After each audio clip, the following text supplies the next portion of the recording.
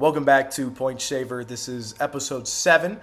Today we're going to be talking about Pyfer versus Adesanya. It's a fight night card. A pretty good card up and down. Last week we went 11 for 13. Hopefully we have the same success here. Let's just jump right into it. First fight of the night is going to be Alexia Thainara versus Bruna Brazil. So far, Thainara in the UFC, she's fought, I think, Molly McCann, and then she fought Luma Loken. I forgot her last name, but she's a good wrestler, very good grappler. She's 2-0 in the UFC. She's looked pretty impressive. I think she has maybe 2 finishes. No, she finished Molly McCann and then out-wrestled Loma the entire fight. And Bruna Brazil's fought the 2 same people. She's fought Molly McCann and she fought Loma. I think she lost to Loma, but she beat Molly. A lot of people have beaten Molly in the UFC. That's why she's no longer in the UFC. Excuse me. But I do think Thainara with the wrestling and the grappling is just going to be a little too much. I do like Bruna Brazil. I think she's pretty good on the feet. She's pretty well-rounded. If she does need to grapple, she can. But I think Thainara is just a little bit different level. I think she's going to get it done by decision. I think she can get maybe a 30-27, 29-28 victory here. But I do see it going to judges' scorecards. I do see it being pretty clear. Thainara does get it done by the judges' scorecards. And in the next fight, we have Adrian Yanez versus Ricky Simón. Ricky Simone's been pretty good as of recent.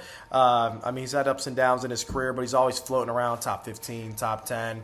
He's never really gotten over the hump, but, he's a very good fighter for the weight class. Going against Adrian Yanez, pretty interesting fight. I do like Yanez. I like his striking. He works to the body well. Got good boxing combinations. We have seen him against, I think, Mario Batista. He did get his leg, battered and beat. And we've also seen Ricky Simón, if he's unable to land those takedowns, it's not really great for him on the feet. He does have that knockout win over Basharat, which was very impressive, one of the knockouts of the year. But I do see that maybe Yanez will be able to get the better exchanges on the feet, and it'll be the more damaging fighter, and Simón will struggle to be able to get those takedowns. I do like Yanez. I'm not too sure why. I think Yanez obviously is the better striker. Everything on paper would show that Simón's had better victories over tougher competition, but I think we saw it last week with Christian Campbell when he went against Danny Silva. So you saw Campbell, good grappler, pretty well-rounded. In the first round, he does very good, but then you see, second round, Danny Silva, starts working the body, his combinations up top. His hands are just much better. And I just don't think Ricky Simón's striking defense is going to be up to par to be able to stand there and strike with Yanez. And I do think Yanez will be able to defend not all takedowns, but a lot of them. So for those reasons, I'm going to go with Yanez. I think he's a dog here. I can see him winning 29-28, early first round. Maybe second round, you can see Ricky Simón landing a takedown, having a good amount of control. But I think maybe in the first or third or second and third, you'll see Yanez for most of the fight defending takedowns, landing the cleaner, better shots, working the body, just doing much better with the boxing. So for those reasons, I'm going to go with Yanez. It's a very good fight. It's a second fight on the card. That's a very good fight for a fight night card. I'm going to go with Yanez to get it done 29-28 by decision as well. And in the next fight, we get to the big boys. We got Navajo Sterling versus Bruno Lopez. This is a pretty clean-cut fight for me. I do think, you've obviously saw with Sterling, he's undefeated in the UFC. You got Bruno Lopez, who just fought Dustin Jacoby, which, is a pretty big fight for him. That's high competition level right there. And he got knocked out in the first minute, I believe. So I could kind of see the same thing happening here. Maybe not in the first minute, obviously, but Sterling's a very good striker. He's younger than Jacoby, maybe not to the same level of striker Jacoby is and the experience Jacoby has, but he has the power. He's clean. He's crisp on the feet. Now, Bruno Lopez might try to mix in some wrestling. I just think Sterling's going to be a little too much of an athlete for him. He's going to be a little too strong. He's going to be a little too quick. I think he's going to land just a little bit more than Bruno Lopez will. And I do think we see the first finish of the night. I will take Navajo Sterling to get it done by knockout in the first round. I think he's going to have like a counter, overhand right. He's going to drop him and put him away. So I'm going to go with Navajo Sterling to get it done by KO in the first round. And in the next fight, we have Casey O'Neill versus Gabriela Fernandez. Not really been impressed with Fernandez. I've only seen her fight once. It was against Stoliarenko. Usually if Stoliarenko can't get fights to the ground, she gets finished. and for whatever reason, Stoliarenko landed more shots. She didn't land one takedown. It was a very boring, weird fight. Very unimpressive from both. Stoliarenko's never really been that impressive. And Casey O'Neill, when she joined the UFC, I was like, man, this is a really good prospect. Now she's had tore ACL, I believe. She came off of 2 straight losses. And then she did just get in the win column against Luana Santos. So that's a pretty good victory for her. I think she's better everywhere. I think she's better on the feet. I think she puts out more activity. She's obviously going to be the better wrestler, better grappler. I don't really see a way Casey O'Neill loses this fight. I think she's a dog right now. She's like plus 100, which is insane to me because Fernandez's only win is against Stoliarenko, who most people finish, and she did not get a finish over here and actually got outstruck by the numbers at least. So, I mean, such a weird fight, but I think Casey O'Neill's better everywhere. And she's coming off a win. She hasn't fought in 2 years. Hopefully she took that time to be able to develop more, get better with the wrestling, better with the striking. She was always pretty weak on the feet, but now she's getting better, hopefully. Crossing fingers. But I'm going to go with Casey O'Neill, to get it done by decision. I see her winning every round. I don't see a round where Fernandez does anything to be able to wow anybody or steal a round or land a big shot or anything like that. I don't see her getting takedowns of her own either. So I'm going to go with Casey O'Neill to get it done by decision, 30-27. And in the next fight, we have Marcin Tybura versus Tyrell Fortune. Fortune's making his debut. He's a heavy hitter, pretty big hands on him. He's kind of small for the weight class. I think he's only like 5'11 or 6 foot, but he does hit pretty hard. He's fought in the PFL. I think he fought for a championship over there as well. I don't think he won. I think he got submitted. But there's a big weakness in Fortune's game, which is going to be the grappling, which Tybura's strength is in the grappling. He's going to be able to probably land some takedowns. But Tybura, if he gets hit, probably going to sleep. He's 40 years old now. He's never really had a good chin. It's kind of hard to stand in front of these heavy hitters. Fortune's going to be faster. But if Tybura can get it to the ground, I don't see a way that Fortune will get up. So for those reasons, I'm going to go with Tybura. He's had UFC experience. He's been in the UFC for a while. Fortune's never fought in the UFC. It's just a different stage. And he's going against a guy that was ranked in the top 10 in the heavyweight division at once upon a time. So Tybura being a dog here as well is very interesting. Not sure why. The experience is there. On paper, usually grapplers beat strikers. I'm going to go with the grappler here. Tybura, I think he gets a submission. I think he gets it done in the second round. I think Tybura will land a takedown in the first. Fortune will tire out, trying to get it back to his feet. Tybura keeps taking him down. I think he'll tire, gas. I think he's going to give up his back pretty easy, and it's going to be curtains. I think Tybura will put him away. So I'm going to go with second round submission here for Tybura. And in the next fight, we have Lance Gibson Jr. versus Chase Hooper. Chase Hooper recently, came off a big loss against Alexander Hernandez. I think he got finished, knocked out in the first round. And then Lance Gibson Jr., he went on to fight King Green. And, he kind of got fraud checked in a little bit of weight. But at the same time, King Green, as you can see recently, he's been going on a little bit of a tear himself. He's been looking very good going against these up-and-comers. I think that's kind of what he's known for is, fraud checking these early guys and outstriking them and having some good takedown defense. Chase Hooper is going to be just a little bit better everywhere. I think Lance Gibson Jr. is going to be a little bit faster, but I do think Hooper is the more technical grappler. I think he's going to be able to get takedowns, get into weird positions. He's got pretty good cardio as well. He can always move, always stick it through. He gets into weird positions, a lot of grappling exchanges, and he's able to still go all 3 rounds pretty hard. So for those reasons, I'm going to go with Chase Hooper. I wouldn't be surprised if Lance Gibson Jr. also cracks him and puts him away. But I just don't see Lance Gibson Jr. being able to out-wrestle Hooper. I don't see him being able to out-grapple Hooper. And I think that's where a lot of these exchanges are going to take place. So I'm going to go with Hooper to get it done. I think he wins by decision, 29-28, 30-27. Lance Gibson Jr. could start out a little hot. I think Hooper in the second and third round will be able to do much more effective work. So I'm going to go with Hooper to get it done by decision. And in the next fight, we have Ignacio Bahamondes versus Tofik Musayev. Musayev hits hard. He comes to take your head off. A lot of his wins have been by TKO finishes. He swings pretty heavy. I mean, he's a pretty wild guy. And he's going against Ignacio Bahamondes, who's not the heaviest of hitters, but he's very rangy, good counter striker, uses his kicks a lot. I do think Bahamondes, with his strength of schedule, I mean, he beat Manuel Torres. He knocked him out. He just came off of a win against Jalen Turner not too long ago, where he submitted him. I mean, he had a fight Fiziev. That's got to be the best person on any of their resumes that any of them have fought. I mean, Musayev, depending on what Miktabek Oralbai will be, he lost to him immediately, got submitted. So I can't really blame him for that. I mean, Oralbai, you just saw what he did to Chris Curtis. He dominated him. But I do think Bahamondes is the better striker. I think he'll be able to control distance a little bit more. The kicks will come into play. I think he's going to be a better counter striker. If he can survive the first round, first 6 to 7 minutes, 6-7, if he can survive those type of minutes, I do think, or as the rounds go on, I think he'll be able to show a little bit more of his tool bag. I think he'll be able to show he's a better striker. So I'm going to go with Bahamondes to get it done by decision. I think he'll outpoint him in the second and third round. I think he'll be able to land the cleaner, better shots. I'm going to go with him to go 29-28. Could be 30-27, but 29-28 to be safe. I do think Bahamondes gets it done by decision.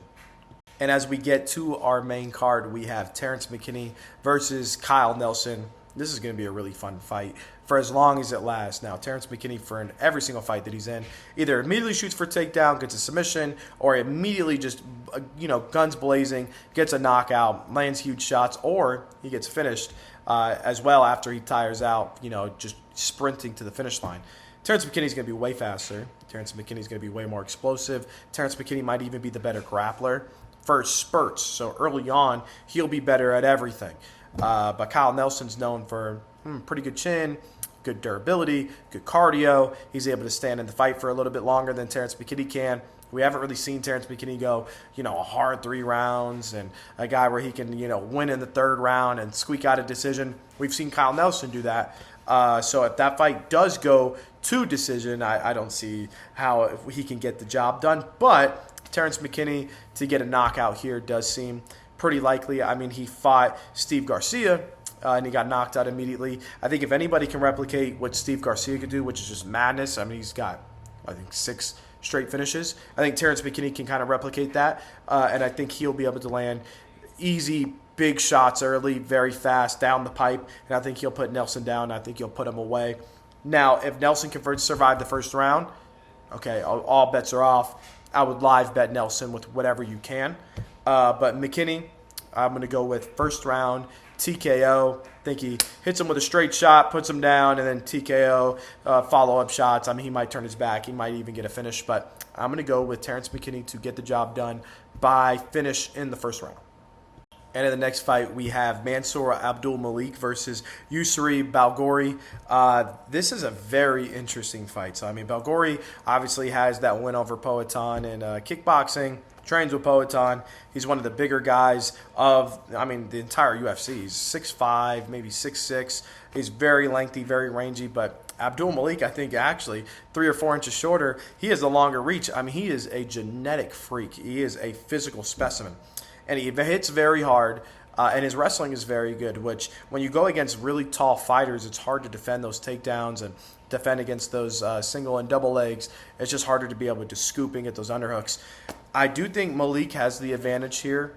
He's younger. It's going to be a little bit quicker than Balgori.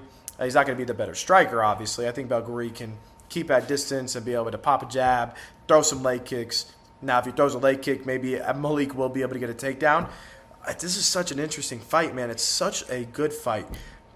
I'm going to go with Malik. I think that the wrestling, for me, and the power that comes back, I feel like Balgori has to be perfect for 15 minutes. I think Malik can be imperfect for 14 minutes and 50 seconds. He just has to be perfect for 10 seconds, and he can put Balgori away.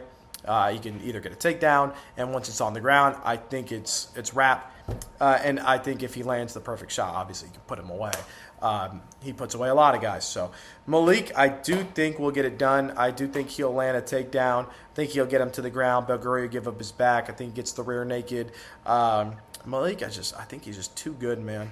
He did have that one stinker against Cody Brunage, though, man. That's the one flaw in his record.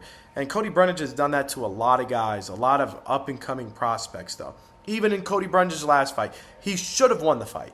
And they didn't give him decision.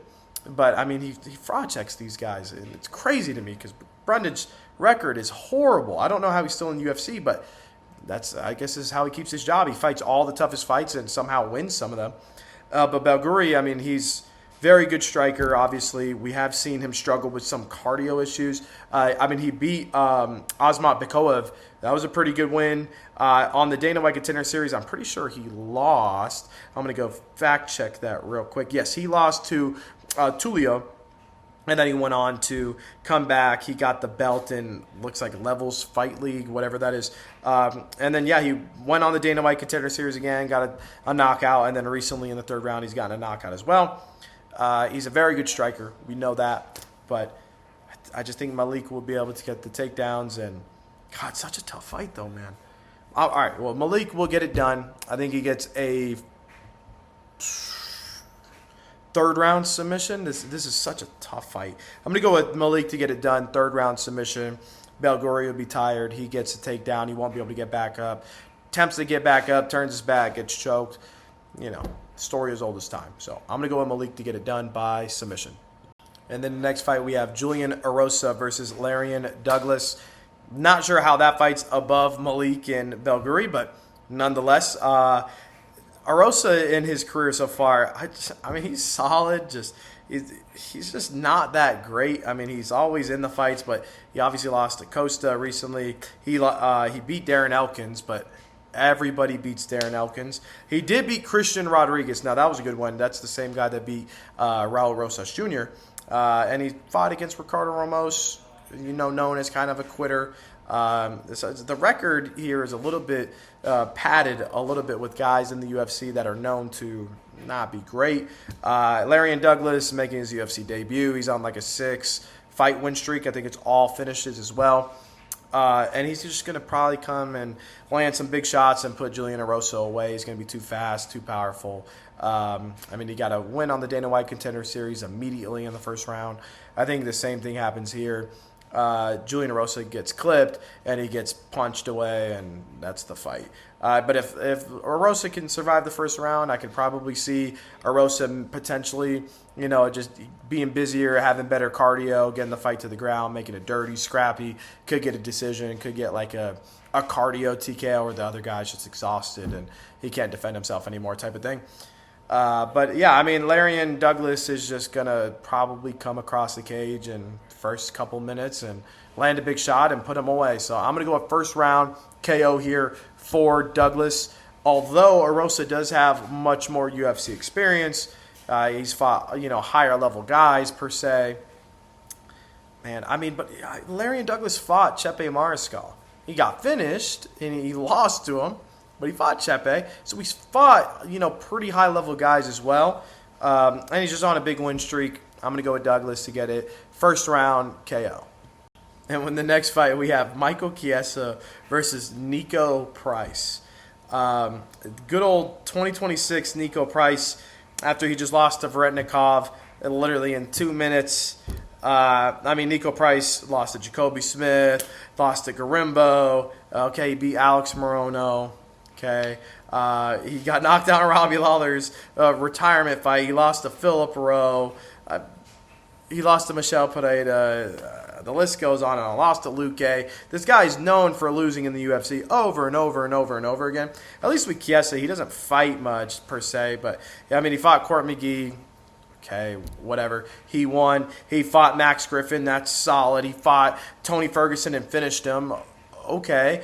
There's a little bit better of a resume here, but how is Nico Price fighting as the fight before the co-main in 2026, man? Not sure. That's the one black eye that I got to see on the fight card so far. Chiesa's better. Nico Price is crazy, probably more powerful. Chiesa's going to get him to the ground. He's going to wrestle him. He's going to be too strong for him. He'll get him down, and he's going to submit him. That's what's going to happen, or it's going to be a boring fight decision, and Chiesa would have done more. That's what's going to happen. God, that's such an ugly fight, man. That is not good. But yeah, I got to go with Chiesa. I mean, I'm looking at the odds right now. Minus 800. Why is Nico Price in the UFC? What favors has he done to be able to fight on the right before the co-main with the guy that's won one fight in his last 7? I don't get it. But Michael Chiesa gets it done. I'm going to take him by submission. So let's say first round. He puts him away right away. This is a stinker. I'm done talking about this. Chiesa gets it done. First round submission. Sorry. And then we get to the co-main event, a really good fight, Alexa Grasso versus Maycee Barber. I mean, huge ranking implications here. Grasso, former champion, really good boxing, really good striking. We obviously saw the Valentina, choke that she put in, so she's definitely got some grappling. But the offensive wrestling of Barber, I think, will be a little bit better. Barber, I think, can be a little bit more nasty, a little bit more of a dog. Grasso does have the championship experience. She just recently got shut out completely, though, when she last fought. I mean, she got beat pretty badly. I'm trying to remember who she fought against. It was against Natalia Silva. I mean, she pitched a shutout against her on the feet. She pitched a shutout, got shut out against Shevchenko. So recently she's been kind of getting beat up. Barber's on a bit more of a win streak. She's got a little bit more momentum. I do think the wrestling of Barber will come into play. I think she can hang with her on the feet. Barber can. I don't think Grasso can wrestle with Barber. I think Barber can wrestle with Grasso. For those reasons, I'm going to go with Barber to get it done. I'm 29-28, 30-27, typical. But I will say that Barber gets it done by decision. I think she's just going to do more with the wrestling. I think at certain exchanges, she'll be able to land a little bit more nastier things in the clinch. She'll be able to make the fight a little bit dirty. But I mean, Grasso's a former champion. It's hard to pick against her. But in her last 2 fights, she hasn't looked good. She's gotten pieced up. She's thrown less than 50 shots a fight. She's not landed a lot of significant strikes as of recent. And Maycee Barber's just a dog. And I think she'll be able to get some takedowns. And I think if she wins this fight, then you should probably maybe put her next for a title. Or give her a number 1 elimination fight. So I'm going to go with Barber. 29-28 decision over Alexa Grasso. And in the main event, where the fight card was built around Israel Adesanya versus Joe Pyfer, this is a crazy fight. I mean, on paper, Adesanya beats Pyfer every time. He's the better striker. He's a championship experience, multiple-time champion, Hall of Famer. Pyfer's, best victory, is recently against Gastelum. Maybe against Magomed. I forget his name. Magomedov. Okay, this is a guy that's fought Alex Pereira twice, was beating him in the first fight in the UFC. He got, some people argue an early stoppage. Second fight, he put Pereira to sleep. Recently, he's fought the top competition. He fought Drakus. He fought Strickland. He fought recently Imavov. These are all guys in the top 5, top 3 of the division. And for him to really give up, he's number 4, I think, right now. For him to be fighting it just barely in the top 15 guy like Pyfer, that's ballsy. Adesanya's better. He's going to land a lot of heavy leg kicks. He'll probably stay at range. He's not going to let Pyfer get close to him. And he's got 5-round experience. Way more 5-round experience than Pyfer. So I don't know, man. It's crazy to me that Israel Adesanya right now is fighting Joe Pyfer and he's only minus 148. That's crazy. He's better. Now, Pyfer can clip him. We've been recently seeing Israel Adesanya unfortunately get clipped.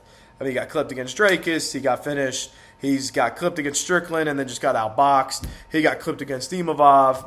Obviously got clipped against Pereira as well. But, man, he's just not as good as Adesanya. He will never be as good as Adesanya. So, and Adesanya is not so out of it right now. It's not like he's washed up. He's fighting the top guys. I don't think Pyfer's ready. We saw Pyfer go against, Jack Hermanson. I think that was a 5-round fight as well. And Jack Hermanson clearly won that fight with leg kicks. And just being able to have the better cardio into the 4th and 5th round. Now, Pyfer was early on winning. But, it's Jack Hermanson. This isn't like the top-level guy. And he lost a 5-round fight. Granted, a couple years ago, Pyfer got better. But, man, Adesanya 10 out of 10 times beats Joe Pyfer. If he finds a way to lose, I'm going to be shocked. I cannot believe Adesanya is not minus 550, minus 700. He's better. He's better everywhere the fight goes. Obviously, Pyfer's much bigger. He's going to be probably much stronger. I mean, a lot more dangerous. I mean, Adesanya is not like he's pillow hands. This is a guy that can also knock Pyfer out, too. I think that's a lot of the narrative is, just being missed. Adesanya can knock Pyfer out, too. It's not just, Adesanya has to point fight and he has to avoid the power of Pyfer. This can go either way when a knockout. When it comes to a technical striking match where it's just one-on-one and it goes to a decision, there is no way that Pyfer can outscore Adesanya. I haven't seen that. That can't happen. So I'm going to go with Adesanya to get it done. I think he wins by decision. I think he, attacks the leg. I think he'll be able to mix up a lot of his striking. He'll be able to keep him at range with a jab. He's just better, man. There's no ways. Minus 148. Believe me. Adesanya wins. Please believe me. But that's everything. Adesanya gets it done by decision. I say 49-46, 50-45. That will conclude this Fight Night predictions video. We will see you guys. Let me check. Is there a fight card next week? So, let's see. April 4th. We will see you guys next week. Peace.